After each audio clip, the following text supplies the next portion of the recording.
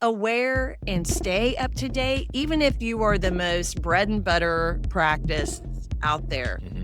You cannot live in 2003.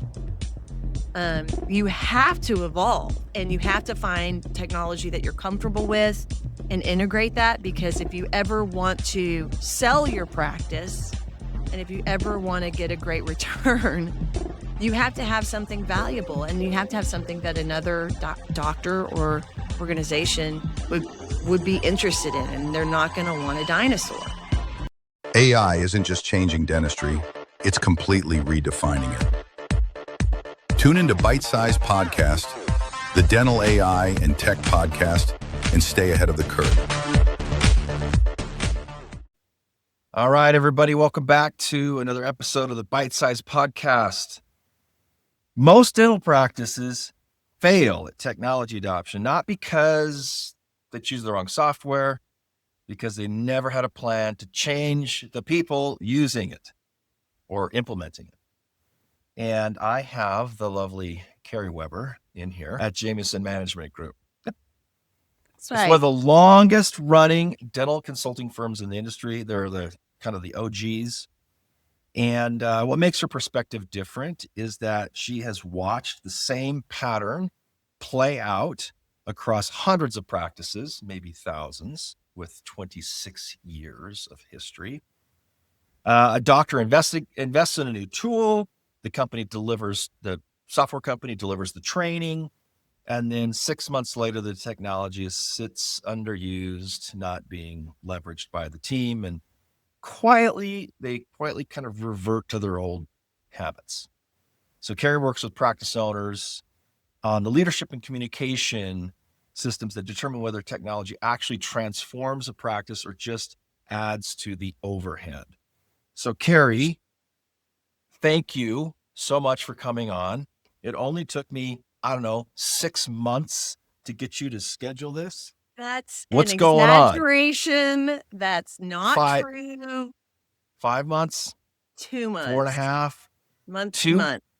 Well, I don't know about that. I think it's closer to 6 months. But I chased Carrie down because she is an OG. And give us the little bit of the background on how you landed being the CEO of Jameson. Yeah. Talk about your mom and dad. Talk about your parents. Well, first, thanks for the chase. Thanks for inviting me on, Adrian. It really means You're a lot. very welcome. Want me to be a part of your podcast, and hell yeah. I'm so happy to be here. And so if I'm an OG, my God, that's depressing. I'm gonna have to go sit in the corner and think about that later. But my parents are really the OGs. My parents are Doctors John and Kathy Jameson, and they started the company. My mother launched the Jameson Group. It was incorporated as a business in 1990. So yeah, a lot of people listening to this podcast probably weren't even born yet. And and really was doing this speaking and consulting before then. And the thing I think about what we're talking about today on technology integration really points back to them, because my dad is a retired dentist, practiced and did comprehensive restorative and cosmetic dentistry for 30 years and really created a practice in a place geographically and economically that it shouldn't have worked. In all, where were they? A small town. Where were they? A small town in southern Oklahoma, 2,500 people. An Okay. oil refinery was the primary employer of the town. We're talking brick streets, a stoplight that just blinked red. The blue collar, salt of the earth people, and he fell in love with cosmetic dentistry and really wanted to. He purchased a practice that was of a completely different provider mindset at the time, and patient mindset, quite frankly. But he wanted to go back home where he grew up and set down, his business back home. And that's what they did. But the first 10 years were extremely stressful for him financially, in his job satisfaction, kind of in that purpose-driven life concept. Nothing was what he had hoped it would be. And he was extremely stressed. I mean, high blood pressure, like, Yeah. how are we going to, how am I going to do this stressed? And he and my mom sat down and clarified a vision of what he wanted. And, if he could change everything to be what he wanted it to be, what would that look like? And they wrote out a vision and shared it with this team, got the right team in place, and they started creating strategy and processes and verbal skills and just resetting the whole game board of the model of his practice. And, I've interviewed him on my podcast before, and Okay. he said, when I did it, patients left, and then most of them returned. He said, because what ended up happening was his reputation became, if you want cheap, don't go to Dr. John. But You're right. if Quality. you want the best, this is where you go. And by the time he retired, he had people coming from hours away to have his treatment. And he became a trailblazer in technology. So when he was still practicing, he was actually on the lecture circuit alongside my mother, speaking on Okay. case presentation and technology integration. And so he Okay. was one of the very first practices to incorporate digital radiography. He was one of the very first practices to incorporate intraoral cameras. He was one of the very first practices to integrate patient financing. He was one of the very first practices to computerize. That makes him sound real old. But he was of the first. He was an early adopter. Yeah. And so at the heart of Jameson has always been patient-focused treatment, obviously, but it's always been the team approach to realizing your ideal practice vision, whatever that means for you.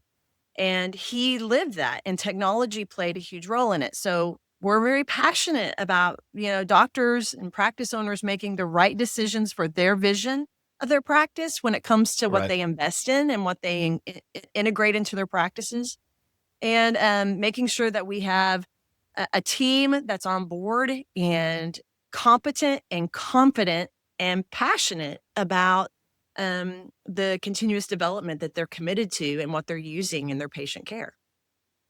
So this whole software integration, technology integration is obviously, since your father and your mother kind of like leaned into that, this is kind of core to your coaching philosophy. I Yeah. believe so. I don't. It doesn't have to be a part of it, but we certainly don't ignore it. If that makes any sense, Adrian. A lot of practices come to work with us for a lot of reasons. But we've seen it when practices integrate technology well, and we see it when they Mhm. don't. We see it when they Right. make great decisions for their vision of and model of practicing, and we've seen it when they make impulsive decisions and the impact that that has. So it's just like anything in any business, for any business owner or leader, the more intentional you are in what decisions you make, what you invest in, what you bring into your business, and the way that you train and include your team in the process, the more likely it's going to be successful.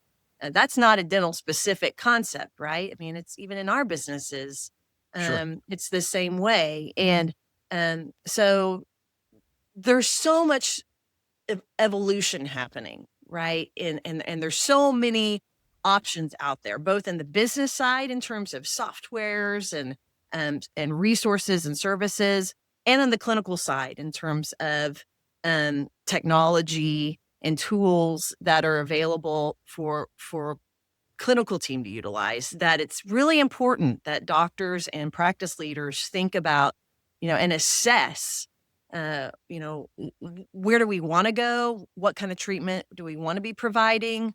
What kind of patients do we want to be attracting? What do we want our workflow to look like?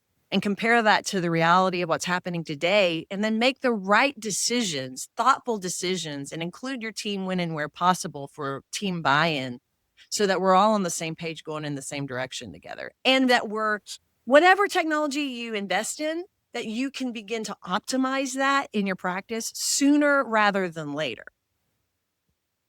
So I was going to ask the question, when do you typically see the failure begin, or failure of the implementation of technology begin? But from what you're telling me, it sounds to me like the failure isn't in the implementation. The failure would probably happen prior to that, setting a vision And and a mission statement for your practice. Is that fair to say? yes. Is that where it starts? Oh, yeah. And, I would even just say if we wanna even simplify that, just and be specific to technology integration, um, it's happening before you even buy it. Right. Before if you go to a trade show, which, it's changing. The way that doctors are making their purchasing decisions is changing, the consumer behavior in that. So, if you're impulsive and you buy something on a whim, but you haven't thoroughly thought through, how am I gonna utilize this? Just is my team aware of where we're going and the why behind the what of this purchase? And how am I gonna, have you planned through how are we gonna integrate this? Because it happens depending on how impulsive you are. So a lot of doctors, and I'm not saying it's everybody, but there's a lot of doctors that just love the next new thing, or they think Mhm. something's an easy button, or their colleagues down the street or in their study club, they're all using this. So I guess I should use it too. Well, that's not Right. right. What makes more sense is you determining how you want to practice and then looking for solutions to help you do that more quickly and easily. And it is important, I believe, that practices stay aware and stay up to date, even if you are the most bread and butter practice out there. Mhm. You cannot live in 2003. You have to evolve and you have to find technology that you're comfortable with and integrate that, because if you ever want to sell your practice and if you ever want to get a great return, you have to have something valuable and you have to have something that another doctor or organization would be interested in, and they're not going to want a dinosaur. Okay. All right, here we go. Okay, so I have a question about everything that you've just said. Mhm. So if the problem of implementation of, technological implementation happens before the software is purchased, right? So we're Mhm. talking about setting the vision or deciding what kind of a practice you are or what your goals are. Like, that's easy to say that, but I don't know what you mean. Like, if Okay. I were the doctor and I'm like, okay, team, we're gonna we're gonna decide what kind of practice we're gonna be. Mhm. Like, what am I asking myself? What am I asking the More. team? Like, what's the discussion? That's a great question. So something that I ask when I'm doing lectures, I have a lot of team in my lectures quite often, and so I'll ask a question. How many of you can confidently tell me what your doctor's vision is for his or her practice and their expectations of you and your role in the practice? Um, the number of people that raise their hand with confidence at that question is astronomically low. So Got it. already in anything that our doctors that and practice owners out in the world are doing, um, most of the team members of dental practices are guessing on what is expected of them and what the doctor really wants in his or her practice and what they want it to look like. And typically that's because that conversation has never taken place. Number one, Right. any kind of vision casting or setting of expectations, none of that's happening. And none of that's usually happening because the doctor's never done it for themselves. So when they're frustrated, when they feel stuck, when they, they kind of feel at their wits' end, a lot of times when they call a company like ours, it's because I know I'm not happy with where things are, but I don't know how to fix it and make it Yeah. better. But they've never started at the very beginning of really envisioning in your mind's eye what does right look like. Mm. If you could start from scratch today and have your ideal practice. What kind of dentistry are you providing? What does patient care look like? What kind of patients are you attracting? How does your team perform? what team members, how many team members do you have, and what's their role in the practice, and all the way down to how much time off do you want? What do you want your reputation in the community to be? And things that they've never really given themselves permission to dream or envision. They just kind of hit the ground running and started doing what they felt like they were supposed to do. Some do what they love, and some really jump on it and get it. But some just are just grinding through the day. And then they wake up 10 years, like my dad, 10 years down the road, and they're burnt out and they're not happy anymore. And, if technology plays a part in how we practice or how the practice runs, and as technology and softwares evolve and make our life, with the goal to make our lives easier, right? Aren't we doing ourselves a disservice to compare how we want our businesses to run with what's available to help us make that possible? And a lot of times there's confusion, I think. I don't know if you see this, but there's a lot of confusion on people want me to tell them which company to go with, right? Well, what company should I use? Well, what software should I use? Well, who do you like? And sometimes, there are certainly ones that, as I become more familiar with certain tools and services, that I think lead the pack in a lot of ways. But it's not about me. It's about what they want that tool to provide for them. So my advice is always, as you start even considering, let's say it's patient communication software, just to make it easy, or clear aligners, or, or whatever. Aligners.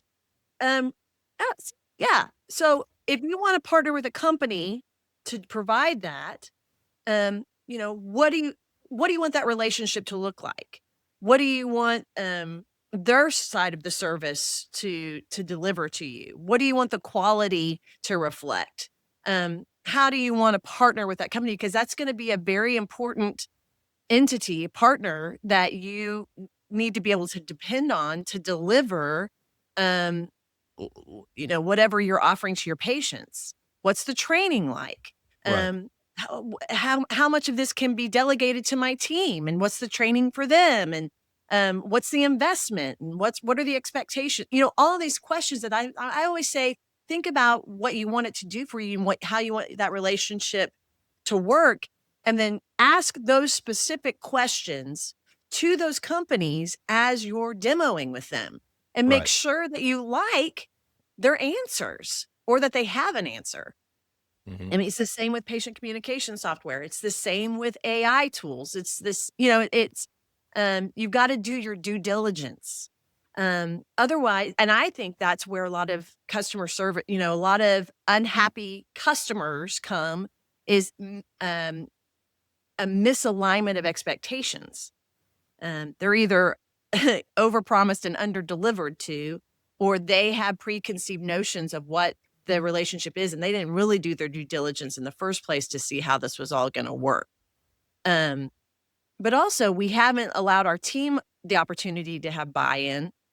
And so if the number one fail rate is impulse purchases, right?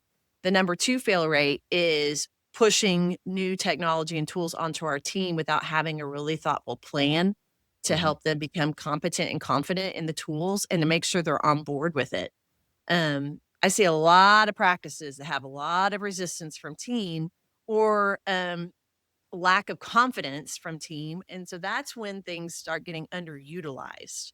But how do you manage that? So let me go back a little bit. So we were talking about, or you were talking about coming up with your vision, right? I mean, this is a conversation that probably obviously needs to be instigated by the doctor or whoever's leading the practice, and an involvement with the team, because the team needs to be able to buy into whatever the vision might be. So that's either a process of like a communication, kind of like group meeting kind of thing, where you're coming up with it, or it's like the doctor saying, this is who we need to become. Let's talk about how to get there.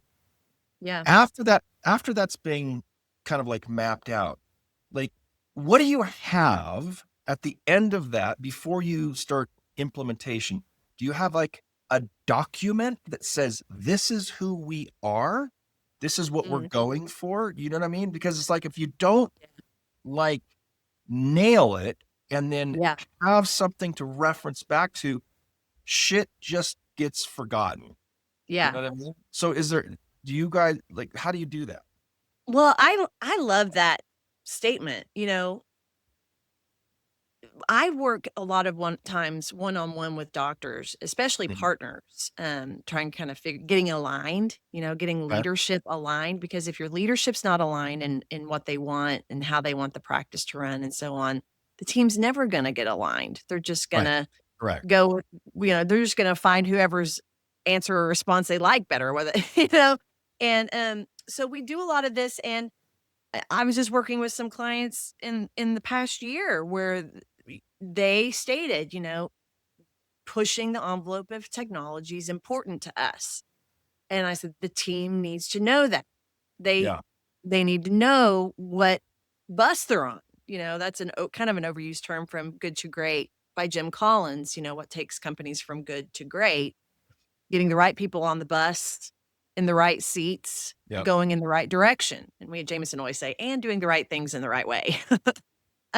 But it's really important that if that's important to you, if being a technology focused practice is important to the culture of your practice, then we need to be communicating that from the very beginning. When we're looking to hire team, when we are training team, when we are introducing something new to the team, it's important that we start to have some, you may not have a playbook yet of how to maximize one of the AI systems like Pearl or Overjet in your practice yet, right? Because you don't know about it either. It's new. So we have to be committed as a team to create that together, right? And I think it's important to be more proactive than practices are. We buy the tool, we have the tool delivered or integrated into our practice, and then after it's integrated, we start trying to figure it out. So we're already stressed because it's all new. We don't know anything about it. And now it's here, and it's our, it's our software. It's our practice management software or something. And I said, you need to start learning about these tools before they are integrated. And the team should start training and becoming more familiar because, the learning curves up because of repetition, of exposure to it or practice or training. And just having the company's rep come in and do their initial integration training with you is simply not enough. Not enough. It's never enough. And you and I, from the marketing side, know, there's a rule of 7, like that repetition is the key to learning, to retention, to decision making. A person needs to see, hear, feel, or experience a message up to 7 times before it sticks. And so I would recommend that you set this on repeat. You have committed team meetings where we're training and evaluating and talking and creating that process together. There's a system called the Plan, Do, Check, Act system. And it's really all about continuous development. And forgive me, I can't remember the name of the gentleman that created this. I can't remember who his name. I'll think about it when we turn. Carrie Webber from Jameson. No, I've never worked with Toyota, so it's not me. But I will tell you all about it, and you can go Google it. But and it's this concept, right, of continuous improvement. We're going to plan to be for success. We're going to do it. We're going to try and implement what we've planned for. We're going to check in on that. We're going to evaluate how it's going, and we're going to adjust and adapt the things that aren't working well. And then we're going to systemize it. We're going to act on it.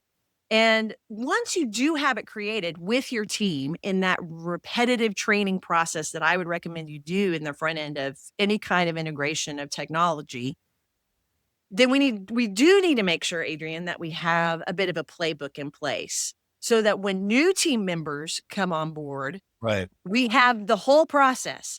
And even for our existing team members, if we start to forget and things, we start to kind of fall back into old habits, we have something to look back on to remind ourselves of what right looks like. But those proactive practices that get team buy-in, that did due diligence beforehand, right? And really did select what was best for their vision and got the team to participate in that when and where possible, and then planned out good training. Mm. The doctor doesn't have to know everything. You don't have to introduce us to the team and say, I know exactly how this is going to play out.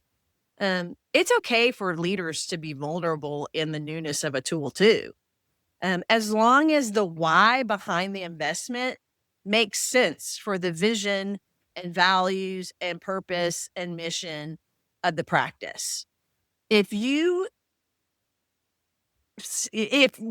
Whatever decision you make, that I'm going to work with this social media company, or that I'm going to integrate, I'm going to go all in on Pearl, or I'm going to, switch practice management softwares. Yeah. Does this decision support my vision and our mission and purpose of this practice? If the answer is yes, it's likely a good decision. If you can't confidently answer yes, you need to take a step back and think that through a little bit more, until it is a resounding yes, or you say, actually, that's a no. It's You know okay what to though? say, I think in that process though of I agree with you. I completely agree with the methodology here. I think that what is so difficult in kind of like explaining this and then the implementation of it is like when you say, if this product or service or whatever we purchase isn't going to help us work towards our vision, if mhm, that's a no, then we don't move forward. If it's a yes, we do move forward. The problem with that is that there's so much nuance in understanding whether it's a yes or a no in the first place. You know what I hmm, mean? It's like if you get it, like a lot of like I've done this with my own company. yeah, We have brought in softwares, we've hired people, we've brought in systems. And in the beginning, we are like, this is absolutely in line with who we are. And then yeah, like 3 months in, we're like, oh shit, that's this is so true. not in line with who we are.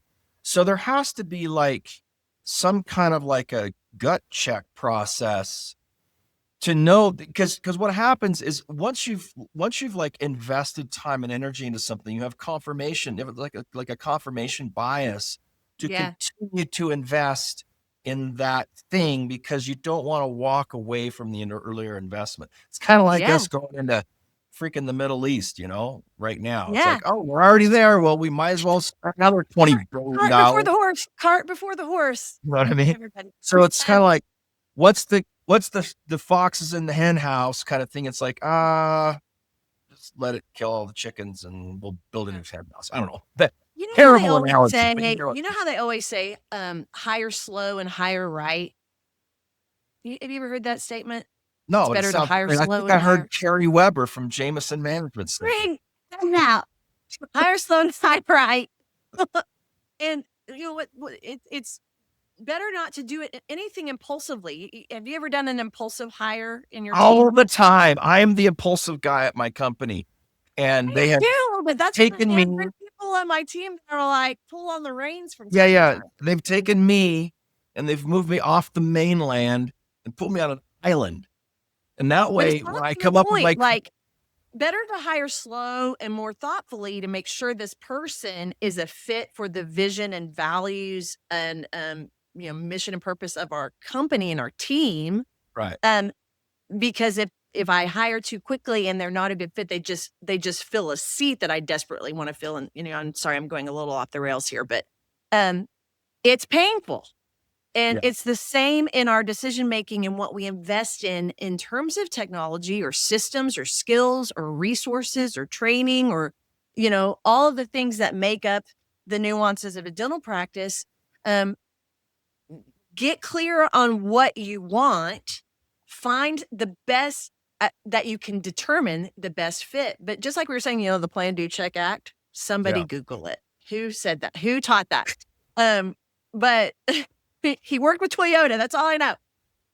But it's also goal setting and action planning. Any of these kind of business concepts have an evaluation stage. And if you think about continuous development, it's circular. There's no end. It doesn't So stop. it doesn't stop. And You it's continually reevaluate. okay. It's okay to accept that sometimes, okay, we really did our due diligence. We thought this was the right tool for us.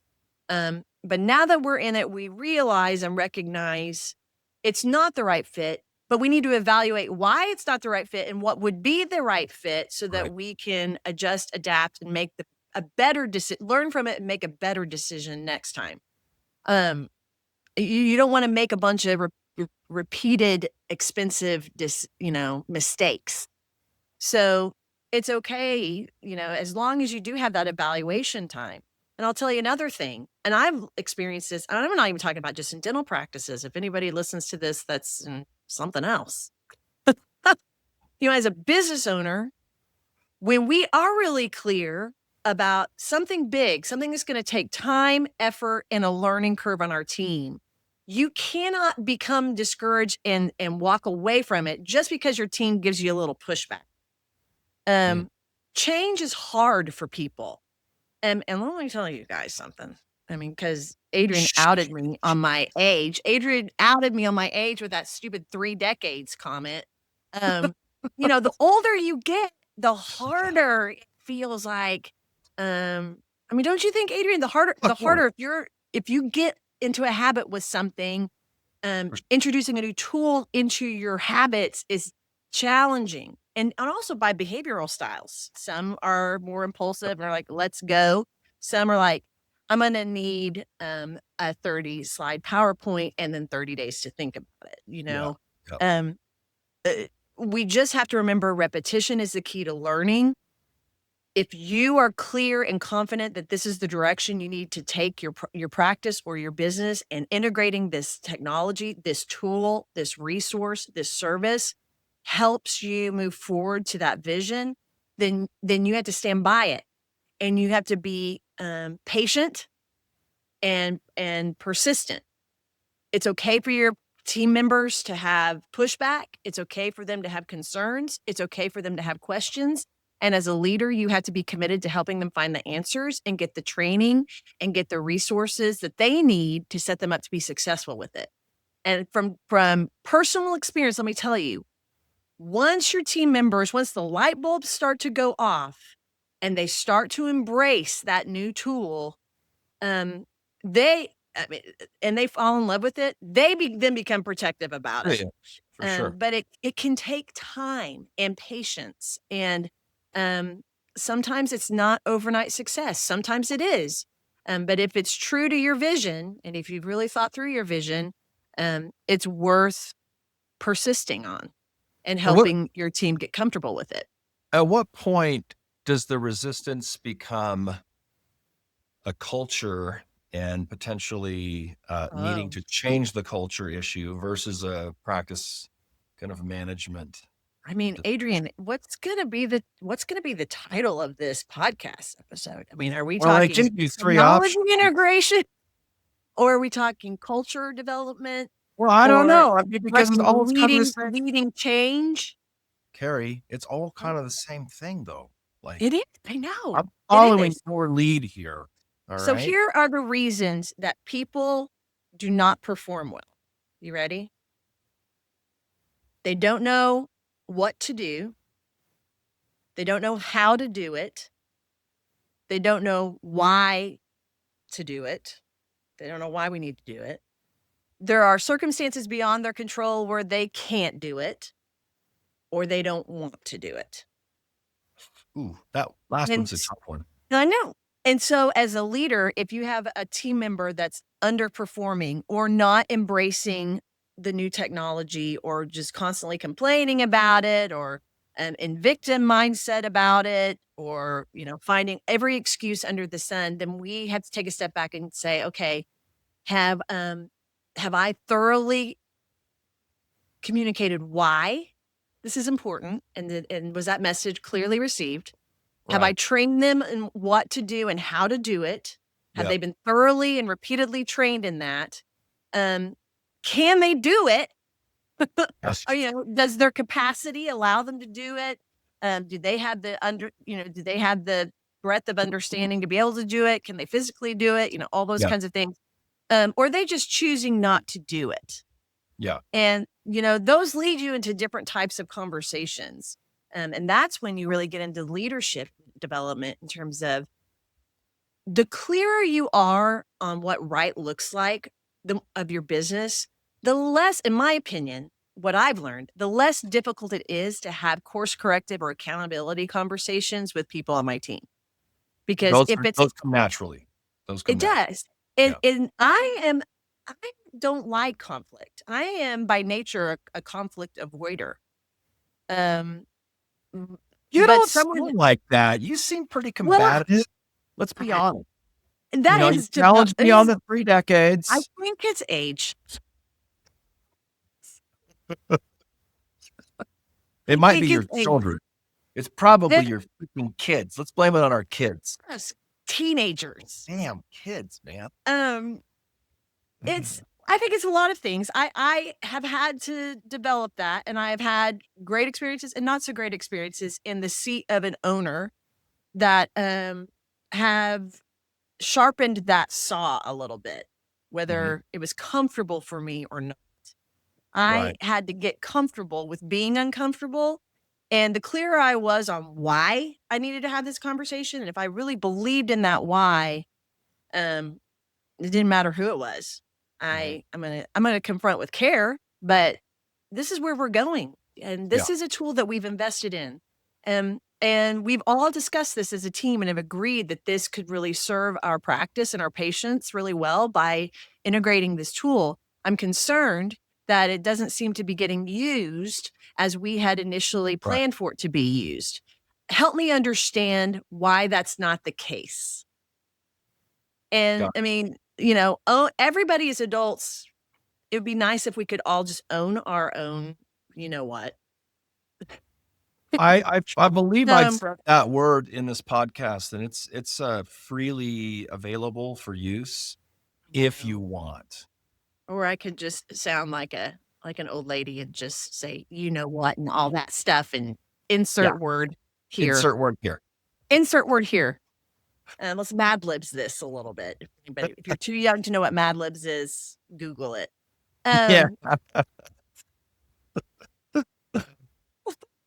Um, but it is technology integration, any kind of change management, anything that you want to change in your practice or your business is so hand in hand with leadership and communication skills and being proactive and intentional in continuous development and training. There is no easy button for it. There isn't. And, And and there's a lot of problems you don't see in that yes. process. You just gotta start going through Yeah. it. And Yeah. to your point, Adrian, there are times where you feel like you thought you did the due diligence and it turns out to not be good for you. Yeah. Maybe the company overpromised, and maybe they misled you, or maybe the tool just didn't do what you thought it could do, or um, you kind of just have to take the hits as they come, but don't let it discourage you from being committed to evolving your practice as it needs to I evolve. There are I so many cool things out there, man. yeah. I I mean, ugh. there is this whole like, I mean, I'm sure you could quote a book or quote somebody that a great little, statement from about this. Let me work through this, what I'm, trying to describe here. When you make a decision to move in a direction, regardless of what it is, software, strategies, whatever it might be, and you realize that you're down the road on this Yeah. and it's not the right direction, it is so difficult to walk away from that investment, that Oh time and energy, man. right? But the Yes. quicker you can recognize that and cut bait, Yeah. you actually, learn so, like, in my own experience, you learn so much in that process that your Yes. next decision that you move into, recognizing where you went wrong the first time and Yeah. all the cost and investment in that you lost, you pick it up on the next decision big Yeah. time. You don't end up making the same mistakes.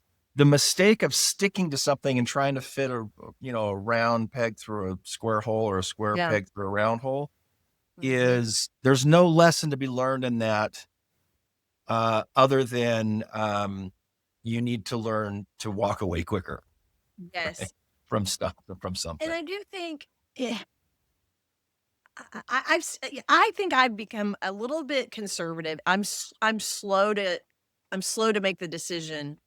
Um, and I don't think that's necessarily it could be a bad thing if I let that kind of become my default, but I can be a little conservative just because I do want to think things through, and that's not in my nature. Mhm. So, fortunately, my husband owns the company with me, and he is more of a thoughtful Yeah. thinker, more of an integrator. If we want to think it from traction standpoint, more of an Yeah. integrator, and so that helps me, and it has helped me. And I've, being the second generation of the company and being through what I would say are 3 generations of dentistry already, um, from my childhood up to Yeah. now, and seeing things evolve and seeing when they work and when they don't. Uh, Dad became a practice that companies wanted him to beta test their stuff. So Yeah. our Yeah. teams truly, it's like, okay, this is part of the assignment working in Dr. Jameson's practice is we have to learn about this stuff. We have to integrate it. We have to use it so he can test it and what we're going to keep what we keep and we're going to, release what we release. But they were very committed to training. They were committed to team meetings. They had them consistently and regularly, and they were very thoughtful because they had to have that time to train. They had to have that time to talk Yeah. about it. They had to have that time to evaluate it. So if you are going to invest in anything in your practice and you aren't having consistent and productive team meetings, you need to get those figured out and worked out Right. now Yeah. because it's very difficult for people to learn and improve and utilize tools that they're not comfortable with, and to figure things out in the midst of your day-to-day workflow.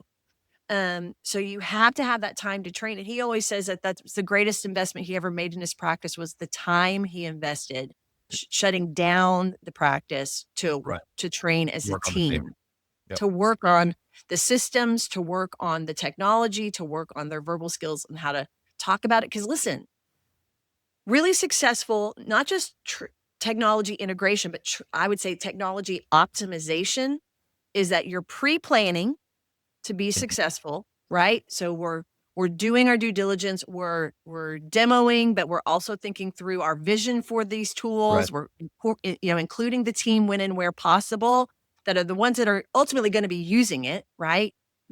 When they're part of the decision making, they have more buy-in, which is another piece that's important. We have to have team buy-in for the technology to be optimized. If I'm not bought in on why we even have it, how are you ever going to make me excited to use it? So that's going to slow down your optimization if your team's not bought in. Yeah. And then that you have that kind of continuous training, that repetition of training to elevate that competency, and then creating that continuous improvement loop, which is really embracing if you want to be a high tech practice culture. We're going to celebrate, those kind of those waypoints, when Yeah. we hit a milestone, we're going to celebrate that, when we start utilizing it and we do it well and we talk about it well.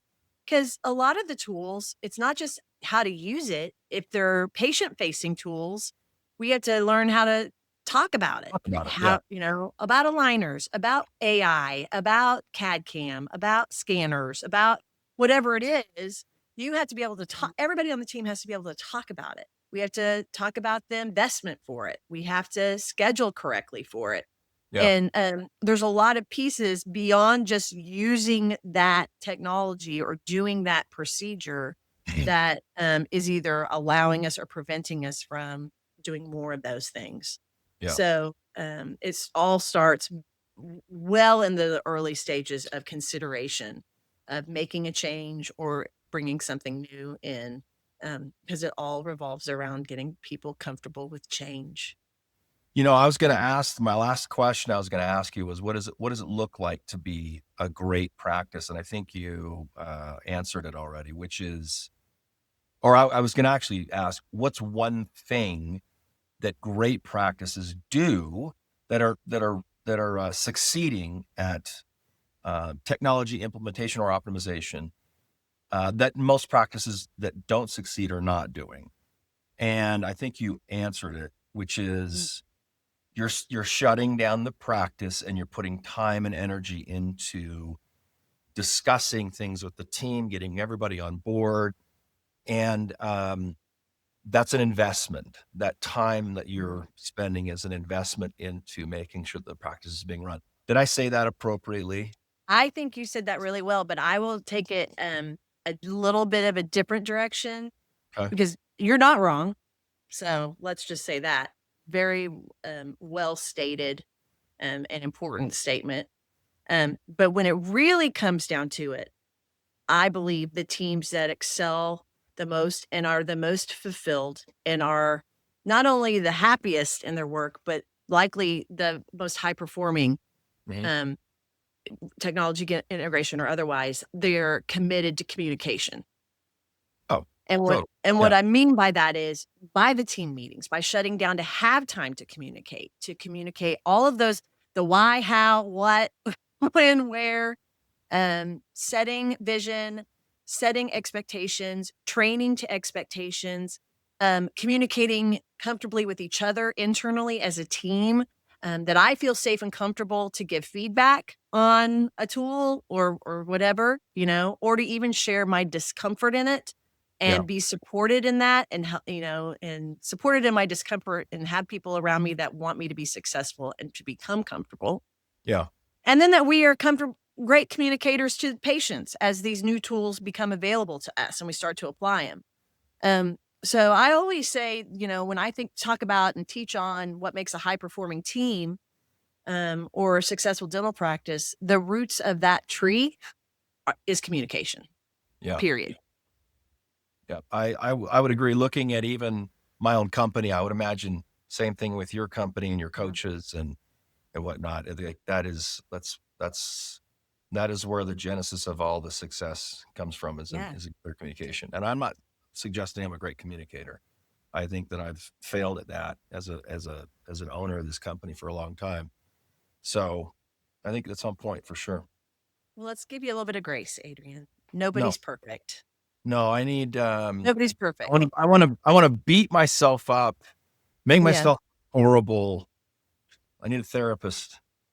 Well, and there's also a real pitfall for any leader is the pitfall of assumption. Um, and what I mean by that is we assume that our team's going to be like all in on this. We assume that they get it. We assume that they're doing Oh, it. We assume that they know how to talk about it or they know how to use it and they're doing so until we actually discover otherwise. And exactly. you got to own that as a leader. Like, oh, Yep. this Oh, is that was my you know fault. right. That's on me. So now what am I going to do about that? Yeah. And that's when it takes you back to training and communication and getting everybody refocused and recentered and elevated to doing better work. Now, there are going to be outliers of people that don't want to do the things. So those are times when you have to ask yourself, do you have the right people on the bus that, Right. are they going the way that you want them to? Yeah. So, that's for another podcast episode, but I love it. I you know what love I it. mean? And, I failed at that too, and we teach this stuff. So, I think everybody needs to give themselves grace to be vulnerable and to know that we're not gonna be perfect. But I would rather have progress over perfection, and I'd rather have a team that's consistent and consistently striving to be excellent, than fearful of not being perfect. And I think great teams are passionate, great dental teams when it comes to technology integration are groups that are passionately curious about what's next and interested in learning and discovering how they can be better year over year as new tools become available to us. I read online somewhere progress. I'd rather be progressive than perfect. Perfect. Well, how do they say it? I I want to focus on progress rather than perfection. Oh, that's what it was. Now, this gal named Carrie Webber, who runs Jameson Management, said that. And like, don't you love that? I can't wait for AI to pull all this up in some kind of search for somebody, and they're gonna be like, "Who's this crazy lady?" Yeah, awesome thing. All right. Well, thanks for coming on. This has been fun. Thanks for listening to Bite Size Podcast. Tune in to stay up to date with everything dental AI and tech.